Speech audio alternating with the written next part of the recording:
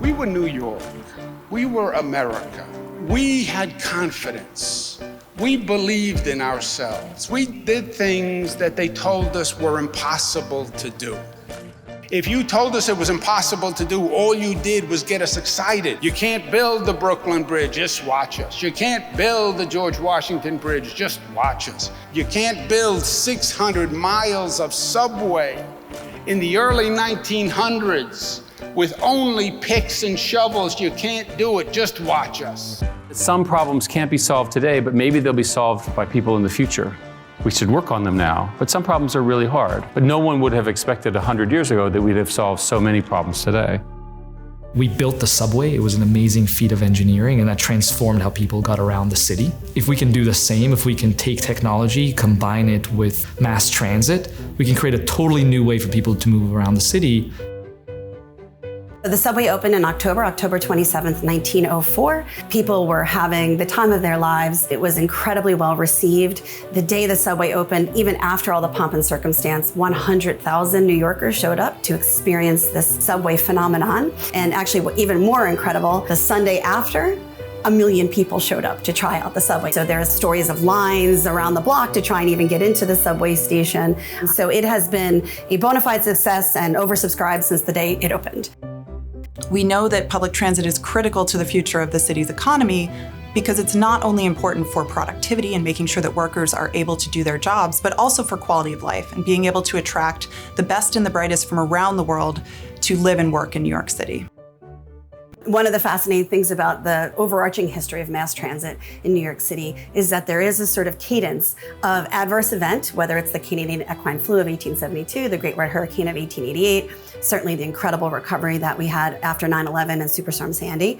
It's this notion of adverse event, leveraging technology and a lot of sweat equity, and then a great leap forward. That has happened several times over the history of the transit system in New York.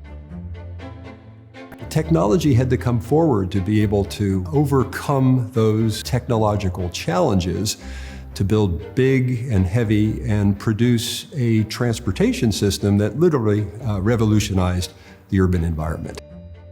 Granville T. Woods invented the contact shoe, and that was invented right here in Brooklyn. That sort of third rail contact shoe technology is in use in most mass transit systems in the world today.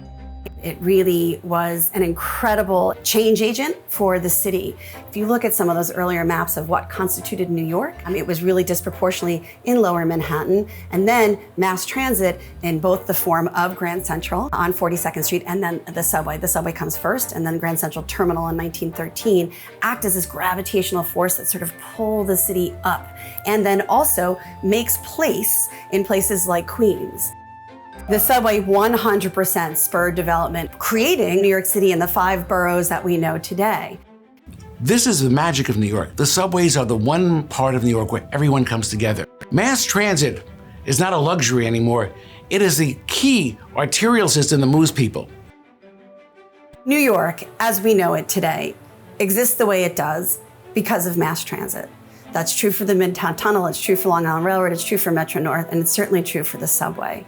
The entire MTA system is critically important to the entire metropolitan area because we have a regional economy, and Governor Cuomo gets that. The system is for the commuters, and it's going to be addressed by the governor's investment in the third track. Investing so much money in the infrastructure of the transit system. When we think about our transit system in New York, look what it did for New York City. Same thing happened in Long Island, and obviously that's happened up here in the Metro North. This is the moment in time. The great challenge is, can we build a subway for the 21st century? It's very different than when we were introducing this particular technology 100 years ago. It didn't exist, and so it was just a novelty in some sense. Now it's not a novelty, it's a utility. Change is difficult in any big organization, whether public or private, and introducing innovation into an organization is even tougher.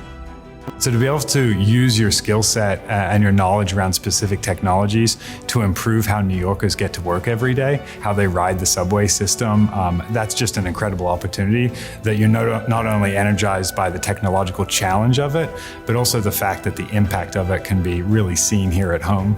We are at a inflection point, I think, in thinking about what does the subway system of the future really need to be. and what can we be doing with all the technological breakthroughs happening. So we can think back in the early 1900s, the electrification made a huge difference in having the subway system. And now we think, what are some of the breakthroughs happening right now?